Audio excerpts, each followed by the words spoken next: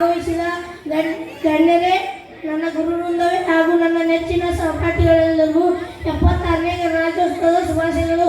ಸ್ನೇಹಿತರೆ, ಭಾರತ ಸಂವಿಧಾನವು 1949 ನವೆಂಬರ್ 26ರಂದು ಅಂಗೀಕಾರವಾಗಿ 1950 ಜನವರಿ 26ರಂದು ಜಾರಿಗೆ ಬಂತು.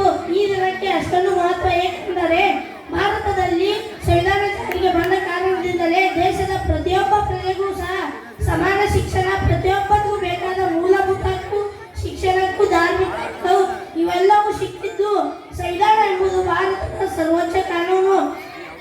ನಮ್ಮ ಸಂವಿಧಾನವು ರಷ್ಯಾ, ಬ್ರಿಟನ್, ಅಮೆರಿಕ ಇತರ ದೇಶಗಳ ಸಂವಿಧಾನದ ಅಂಶಗಳನ್ನು ಹೊಂದಿದ್ದು ಅವುಗಳ ಸಂಯೋಜನೆಯಾಗಿದೆ.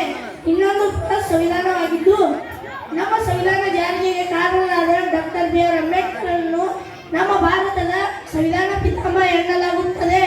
ಈ ರಾಷ್ಟ್ರೀಯ ಹಬ್ಬವು ದೇಶದ ಏಕತೆ, ಹೆಮ್ಮೆಯನ್ನು ಕಾಪಾಡಿಕೊಳ್ಳಲು ನಮಗೆಲ್ಲರಿಗೂ ಅವಕಾಶವನ್ನು ನೀಡುತ್ತದೆ.